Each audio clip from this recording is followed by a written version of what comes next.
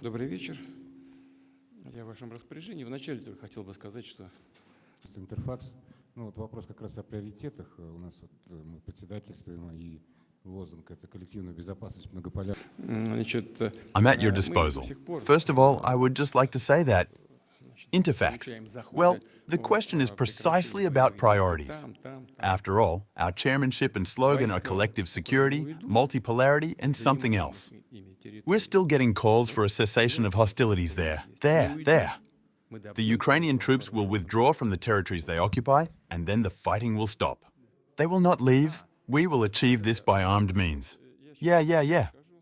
You understand? Let me tell you now that the pace of movement of our troops in all these areas is increasing and increasing markedly. But now, I just don't want to make such a mistake in terms of the number of kilometers. But from month to month, the number of territories returned by our troops, so to speak, it is increasing in all major areas. That is, the pace of troop movements is increasing. But in my opinion, the main problem for the enemy is that they have a growing gap between losses and the number of servicemen they are able to send to the contact line.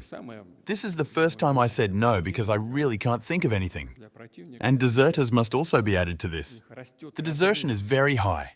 This can be seen not only from our media, but from reports from the Ministry of Defense. This is also evident from the Western media. It is almost impossible to keep it. But when you count it all, Я первый раз отказался, потому что это действительно я ничего не придумаю, как раз. И к этому надо добавить еще и дезертиров. Дезертирство очень большое, и оно, это видно не только из наших средств массовой информации, из сообщений Министерства обороны, это видно и из западных средств массовой информации. Удержать это практически невозможно. Госпиталей. Но если все посчитать, в иных условиях, прямо скажем, это важный элемент стабильности. Нужно все положить на дипломатические. First of all, I would just like to say that we are in dead conditions. Frankly speaking, this is an important element of stability. We must put everything in diplomatic language because it is one thing to generally say that Russia is not going to attack Europe. This is for us. Sounds ridiculous, right? We never meant to, but if they want to, you can hear from us. Well, let us document this. No questions asked. To the G8, as provided for by one of the options for the peace settlement plan, that is, to everyone. Well, if not, they have frightened our citizens. They want to hear that we are not going to, and we have no plans for aggressive plans against Europe. Please, we are ready to record it any way we like. Maybe that makes sense, meaning if we want to talk and discuss everything together, to set some points on issues of common European security.